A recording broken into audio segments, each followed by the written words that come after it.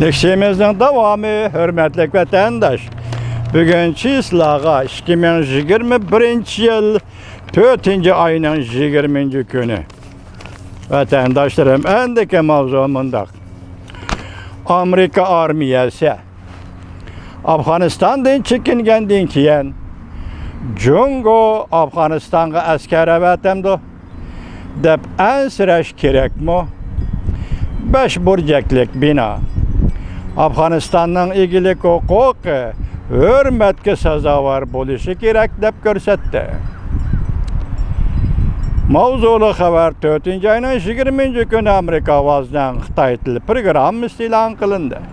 Xabar mundaq boshlandi. Washington, Amerika va NATO o'tgan hafta yaqin kelgusida Afg'onistondan askar chekintirishni e'lon qilgandan keyin xabarlarda mundaq deyildi. Jungo belki Afganistan'a tinchlik saqlash qismlari avatishni o'ylashida. Diqqat vatandoshlar. Jungo belki Afganistan'a tinchlik saqlash qismlari avatishni o'ylashida. Bu to'g'rida 5 burjaklik bino mundaq ko'rsatdi. Afganistan'a qo'shni barliq davlatlar Afganistanning egilik huquqi va zamin butunligini hurmat qilishi lozim. Amerika Davlat Mudofaa bayonotchisi John Kirby haftaning 1 kuni, ya'ni 4. ayning 19 kuni muxbirlarni kutib olish yig'inida Davlat Mudofaa Ministrligi Jungoning Afg'onistonga askar avatish mumkinligidan ansirash his qilamdi deb qo'yilgan savolga Kirby mundaq javob berdi. Agar munosabatli davlatlarda Afganistan'dan keladigan teröristler tehdididan muvafiq ansirgan chog'da ular xalqaro qonunlar bo'yicha Afganiston hukumati bilan birlikda tahdidga qarshi tursa bo'ladi. Bu gapdan o'zi og'ir juma vatandoshim. Yana bir o'qiyma.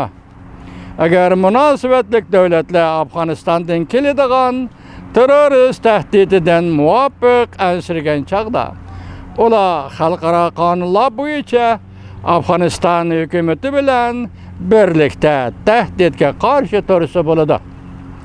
Lekin biz Afganistonning egilik huquqini hurmat qilishni umid qilamiz.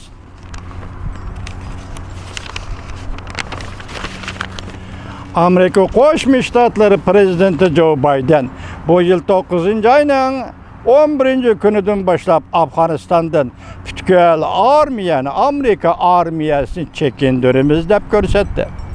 NATO ham kelgusi bir necha oy ichida askarlarni Afg'onistondan chekintirganligini e'lon qildi. Jungo matbuotlari bunda xabar qildi. Amerika Afg'onistondan askar chekintirgandan keyin Jungoning Xinjiang rayoni tahdidga duch keldi. Yani mustamlik Uyg'uriston tahdidga duch keldi.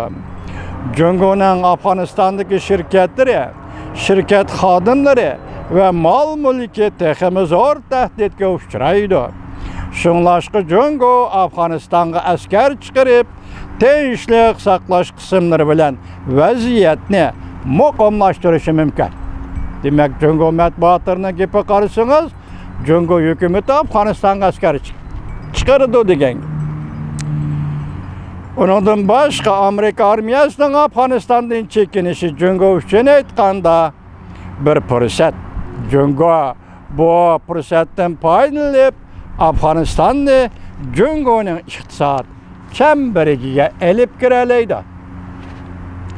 Prezident Joe Biden o'tgan hafta askar chekintirishni e'lon qilgan chog'da mundaq ko'rsatdi. Biz Afg'onistonda odamgarchilik diplomatiya xizmatimizni davomlashtiramiz.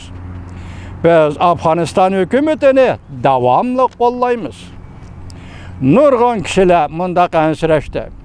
Amerika NATO Afg'onistondan askar chekintirishga qaror qilganda Afg'onistonda zo'r ko'lamli ichki urush portlaydi deb ansirashdi.